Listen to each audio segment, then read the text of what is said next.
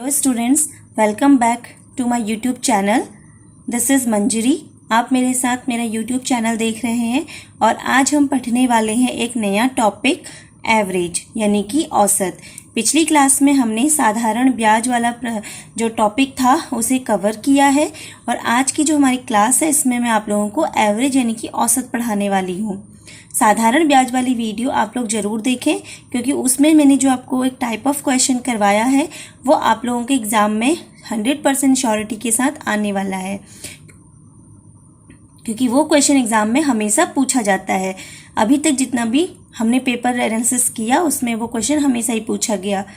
आज मैं जो आपको कराऊंगी एवरेज, इससे भी यूटेट में और सीटेट में हमेशा क्वेश्चन बनते हुए नज़र आए हैं और बहुत ही सिंपल आपका ये इसमें जो सिंपल क्वेश्चंस होते हैं वो आते हैं। अगर आप लोग मेरे चैनल पे नए हैं, पहली बार विजिट किए हैं, तो प्लीज़ मेरे चैनल को लाइक, शेयर एंड सब्सक्राइब जरूर कर लीजिए ताकि आप लोगों को नोटिफिकेशंस मिलते रहे और मेरी जो भी नई वीडियो आती है सीटेट और यूटेट और यूपी टेट के रिगार्डिंग वो आप लोगों को मिलती रहे। हमारा जो सिलेबस है वो लगभग कंप्लीट होने वाला है और उसके बाद हम अपना स्टार्ट कर देंगे यहाँ पे जो पिछला है उसका रिवीजन करना। तो अभी स्टार्ट करते हैं एवरेज। चलिए स्टार्ट करते हैं। तो देखो एवरेज में क्या है, एवरेज का मतलब होता है औसत। औसत मतलब क्या होता है, जब हम बताते हैं कि जस्ट बीच की जो वैल्यू है वो क्या रही होगी, मतलब जो सब में हो। जैसे अगर मान लो एक एग्जांपल आप लोगों को मैं देती हूँ, जैसे अगर कोई बच्चा हमारे पेरेंट्स से कोई पूछता है कि आपका बच्चा पढ़ाई में कैसा है, तो हमारे पेरेंट्स अगर बच्चा न बहुत ज़्यादा इंटेलिजेंट भी नहीं है, बहुत ज़्यादा डल भी नहीं है, तो पेरेंट्स क्या बोलते हैं कि एवरेज एवरेज है, यानी कि बीच का वैल्यू उसका है। वो ना बहुत ज़्यादा बहुत एक्सीलेंट है, ना ही बहुत ज़्यादा पुअर है, ठीक है, वो बीच का वैल्यू रखता है। तो औसत हमेशा ऐसी वैल्यू को दिखाता है जो अपर एंड लोअर दोनों को ही क्या कर देती है, कवर कर देती है, ठीक है। तो देखो औसत का जो फॉर्मूला होता है वो होता है सभी प्रेक्षणों का योग बट्टे प्रेक्षणों की संख्या। जितने भी प्रेक्षण दिए जाते हैं, मतलब जितने ऑब्जर्वेशंस होते हैं उन सबका योग किया जाता है, बट्टे में लिखा जाता है प्रेक्षणों की संख्या, ठीक है। इंग्लिश में इसे बोला जाता है average equals to sum of all observations divided by number of observations. अब देखो यहाँ पे इस फॉर्मूले से एक फॉर्मूला और बनता है और वो फॉर्मूला है सम ऑफ ऑब्जर्वेशंस का, मतलब प्रेक्षणों का योग। सबसे ज्यादा एग्जाम में देखो ये तो हमारा है ही, इसे तो याद रखना ही रखना है सारे बच्चों को। उसके अलावा अगर देखा जाए तो ये वाला सम ऑफ ऑब्जर्वेशंस मतलब प्रेक्षणों का योग, ठीक है। जितने भी प्रेक्षण होते हैं उनका जो योग होता है, सम प्रेक्षणों का योग, वो होता है किसके बराबर, औसत गुणा प्रेक्षणों की संख्या के, ठीक है। तो औसत गुणा प्रेक्षण जितने भी हैं उनकी संख्या के बराबर होता है प्रेक्षणों का योग। तो इसे याद रखना इंपॉर्टेंट है, हमारे सारे क्वेश्चंस इसी से सॉल्व होने वाले हैं, ठीक है। तो देखो हम लोग जैसे एक एग्जांपल में आप लोगों को फिर देती हूँ कि प्रेक्षण क्या होते हैं। तो देखो प्रेक्षण क्या होते हैं, जैसे मान लो मेरे टेस्ट हुए थे 5 टेस्ट मैंने दिए। पहले टेस्ट में मेरे मान लो आउट ऑफ 100 मार्क्स आते हैं 70, दूसरे टेस्ट में आते हैं 60, तीसरे में आते हैं 75। तो जो ये मार्क्स आ रहे हैं टेस्ट में 70, 75, 60, इन्हें बोलते हैं प्रेक्षण, इन्हीं को बोला जाता है ऑब्जर्वेशन, ठीक है। और ऑब्जर्वेशन की संख्या क्या होती है, मैंने टोटल कितने एग्जाम दिए थे 5, तो ये प्रेक्षणों की संख्या को दिखाएगा, ठीक है। अब देखो एक एग्जाम्पल में यहाँ पे क्वेश्चन में ले रही हूँ, जिसे लिखा हुआ है संख्याओं 54308 का एवरेज निकालो, मतलब इसका क्या निकालना है, औसत निकालना है, ठीक है। तो देखो क्या होता है, औसत बराबर एवरेज बराबर क्या होता है, प्रेक्षणों का योग, यानी कि 5 + 4 + 3 + 0 + 8 + 2, ये सारे के सारे जुड़ गए, डिवाइडेड बाय प्रेक्षणों की संख्या। प्रेक्षणों की संख्या यहाँ पे कितनी होगी, देखो 1 2 3 4 5 और 6, तो प्रेक्षणों की संख्या कितनी हो गई, 6। अब इन्हें जोड़ लो, 5 और 4 9, 9 और 3 12, 12 और 8 20, 20 और 2 22, तो कितना हो गया 22/6, ठीक है। काटना चाहो काट सकते हो, देखो 2 से कटेगा ये, देखो दो एकम दो, दो एकम दो, दो तियां 6। हमेशा ध्यान रखना, जिस संख्या से आप अंश को काटेंगे उसी संख्या से आप हर को भी काटेंगे।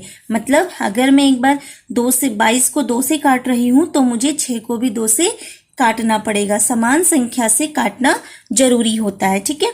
अब देखो इसे सॉल्व करते हैं। 11/3 हो गया ये। तो देखो इसमें फिर भागा देंगे, तो 3 से जब 11 को काटूंगी तो 3 तियां 9, 11 में से 9 गया, बचा कितना 2/3। तो 3 सही 2/3 इसका क्या हो जाएगा, आंसर हो जाएगा, ठीक है। तो ये था आप लोगों का इसका आंसर, यानी कि औसत। सिंपल मैं आप लोगों को बस इतना समझाना चाहती हूँ कि औसत बराबर होता है सभी प्रेक्षणों का योग बटे प्रेक्षणों की संख्या। बहुत सारे बच्चे क्या सोचते हैं कि 0 एक प्रेक्षण नहीं होगा, लेकिन देखो 0 भी एक प्रेक्षण है, उसे काउंट किया जाता है, तो बट्टे में 6 ही आएगा, 0 को हटा नहीं सकते। भले ही उसकी वैल्यू 0 है लेकिन उसे हटाना नहीं है यहाँ पे, तो प्रेक्षणों की संख्या में वो काउंट होगा, ठीक है। तो ये था हमारा औसत। अब आते हैं हम अगला इसमें और क्वेश्चंस पे। नेक्स्ट तो देखो नेक्स्ट हमारे यहाँ पे क्या क्वेश्चन बनता है। देखो क्वेश्चन है मेरे पास, 3 संख्याओं का औसत 6 है। कितनी संख्याएं हैं, 3। औसत कितना है, 6। यदि पहली 2 संख्याओं का औसत भी 6 है तो तीसरी संख्या ज्ञात कीजिए।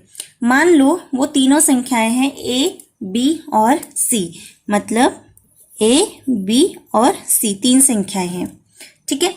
अब देखो सॉल्व करते हैं इसे। एक बात ध्यान रखना, ये तीनों संख्याएं हैं। मैंने आपको बोला योग बहुत ज्यादा जरूरी होता है फॉर्मूले में, ठीक है। तो देखो तीनों संख्याओं का योग, तीनों संख्याओं का योग, उन तीनों संख्याओं का योग कितना रहा होगा, ठीक है। तीनों संख्याओं का योग तो कैसे निकलता है तीनों संख्याओं का योग, मैंने बताया था औसत गुणा संख्याओं की संख्या। कितने संख्याएं हैं, औसत कितना है 3 संख्याओं का, 6। संख्याएं कितनी है 3, तो कितना हो गया 6 तियां 18।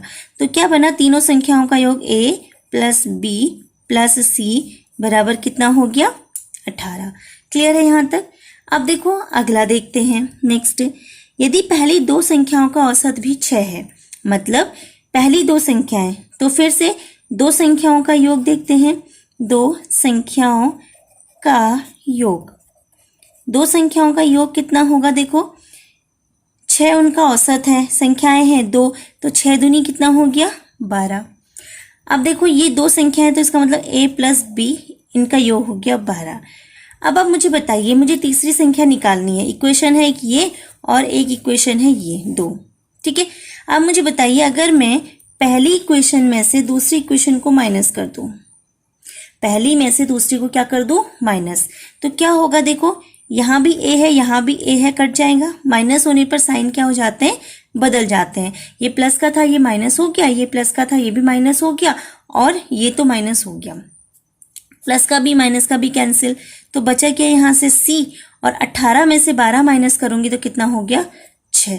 इसका मतलब साफ है कि जो तीसरी संख्या है आपकी वो कितनी होनी चाहिए, 6 होनी चाहिए, ठीक है। ये जो माइनस करने वाला कॉन्सेप्ट है इसे मैं समझा देती हूँ। देखो आप लोगों को ये इधर साइड में समझा रही हूँ, ध्यान से समझ लीजिएगा।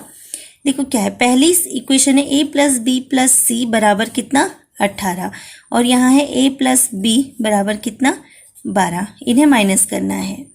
देखो जब इन्हें माइनस करना होगा तो माइनस करने पर जो नीचे लिखी हुई लाइन होती है, जो नीचे लिखा हुआ शब्द ये इक्वेशन है, इसमें साइन बदल दिए जाते हैं। ये प्लस का है तो ये माइनस का हो जाएगा, ये प्लस है तो ये माइनस का हो जाएगा, ये भी प्लस है तो ये हो जाएगा माइनस, ठीक है।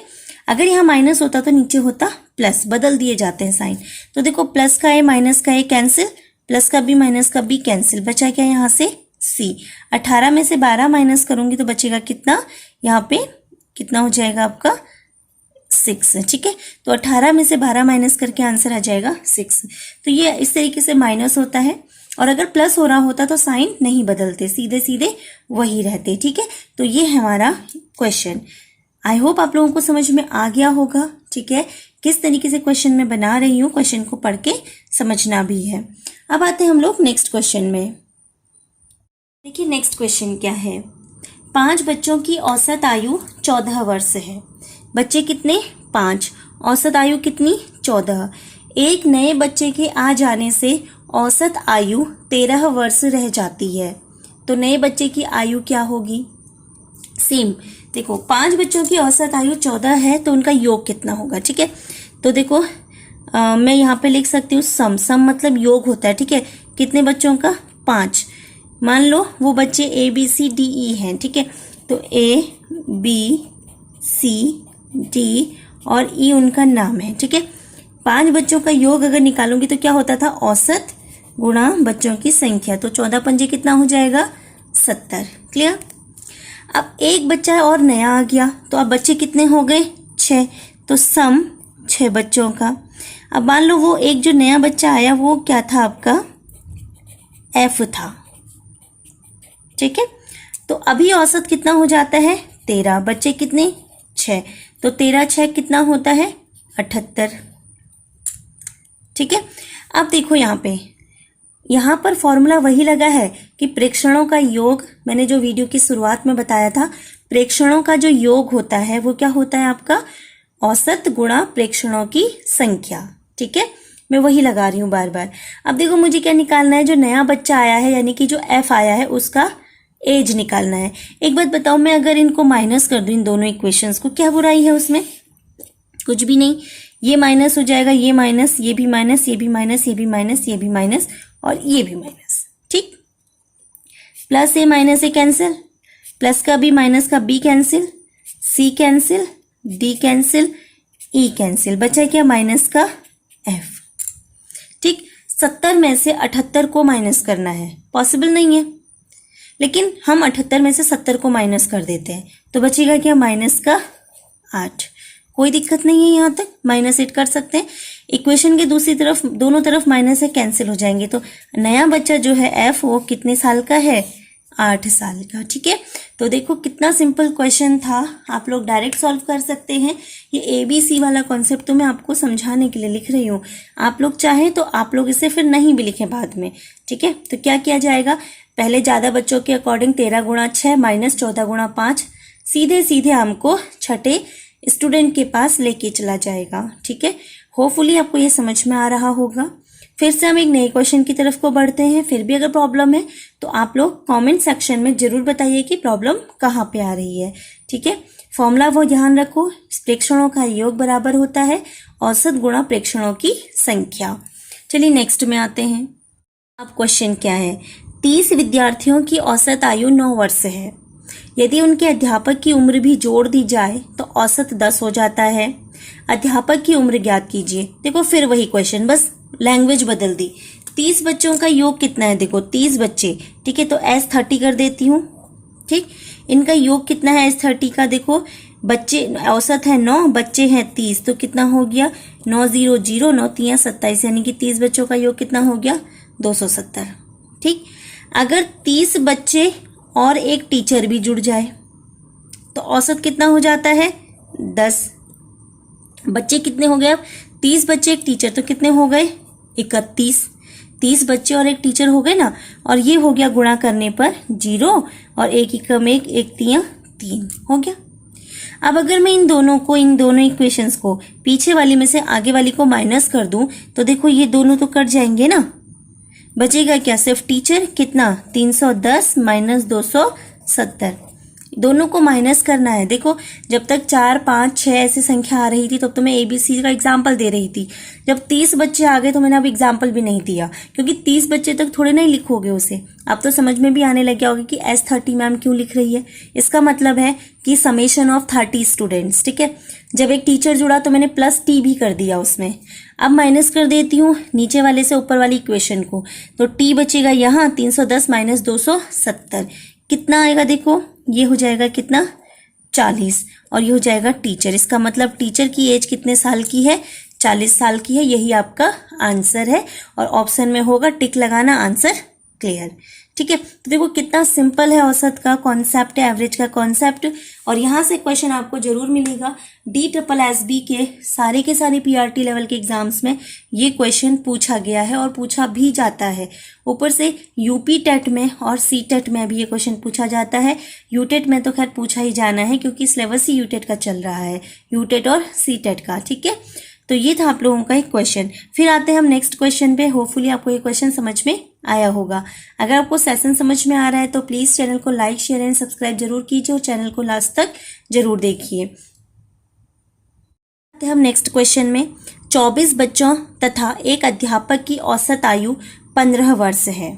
ठीक है, मतलब देखो क्या बोल रहा है, बच्चे कितने हैं 24, एक अध्यापक हो गया टी, इनका औसत आयु कितना है 15 गुणा प्रेक्षणों की संख्या कितनी होगी 24 बच्चे एक टीचर, तो प्रेक्षणों की संख्या 25। ठीक है, तो 25 गुणा 15 होता है 375। ठीक, तो देखो गुणा भी करके देखना, 15 पीछे 75 का 5, 7 कैरी, 15 दूनी 30 और 7 37। ठीक है, अब बोला है कि यदि अध्यापक की उम्र हटा दी जाए, मतलब अध्यापक को हटा दिया, बचे कितने सिर्फ 24 बच्चे, तो औसत आयु में 1 वर्ष की कमी हो जाती है। पहले औसत आयु कितनी थी 15, अब कितनी हो जाएगी 14। पहले औसत आयु 15 थी ना, अब 1 वर्ष की कमी हो रही है तो कितना हो जाएगा 14 हो जाएगा, तो टीचर भी हट गया अब तो। ठीक है, तो औसत आयु हो गया 14, टीचर हट गया तो ये हो गया 24 बराबर। देखो औसत आयु 1 साल कम हुई, वो तो बोल रहा था, तो 15 से हो गया 14, लेकिन एक अध्यापक के जाने से बच्चों की यानी कि प्रेक्षणों की संख्या भी तो 1 कम हो जाएगी। पहले प्रेक्षण थे 25 जिसमें थे 24 बच्चे एक टीचर, अब एक टीचर चला गया तो बच्चे कितने से 24 बच्चे। अब देखो गुणा करो, 14 चौको 56 का 6 हासिल गया 5। ठीक है, 14 दूनी कितना होता है 28, 28 में 5 जोड़ दो कितना हो जाएगा 33। ठीक है, अब देखो सॉल्व करेंगे इसे।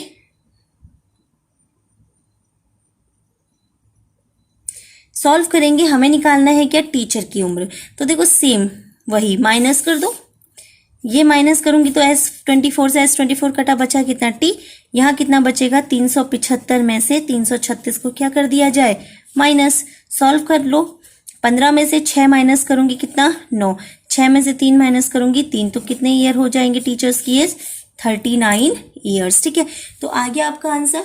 देखो दोनों ही क्वेश्चन में सेम चीज पूछी थी, इससे पहले क्वेश्चन में भी और बाद वाले क्वेश्चन में सेम चीज पूछी गई है, लेकिन अंतर कहाँ आया लैंग्वेज में। लैंग्वेज को बदल दिया तो हमारा थोड़ा सा सॉल्व करने का तरीका भी बदल गया, लेकिन फॉर्मूला बार बार मैंने एक ही लगाया, क्या कि जो प्रेक्षणों का योग होता है वो होता है औसत गुणा प्रेक्षणों की संख्या। ठीक है, और उम्मीद करती हूँ कि आपको ये सारे क्वेश्चन यानी कि 5 क्वेश्चन समझ में जरूर आए होंगे। इसी तरीके के क्वेश्चंस और आप लोग बनाने की कोशिश करेंगे। नेक्स्ट क्लास में मैं आप लोगों को औसत के और इंपॉर्टेंट टाइप्स करवाऊंगी जो आपके एग्जाम में पूछे जाते हैं। चैनल को लाइक शेयर एंड सब्सक्राइब जरूर कर लीजिए, अपने फ्रेंड्स के साथ ज़्यादा से ज़्यादा शेयर कीजिए। आपको यहाँ पे सीटेट, यूटेट, यूपीटेट और सारे के सारे टीईटी एग्जाम से रिलेटेड जितने भी आपके क्वेश्चंस होते हैं मैथमेटिक्स के और पेडागोगी के वो करवाए जाएंगे। Thank you students.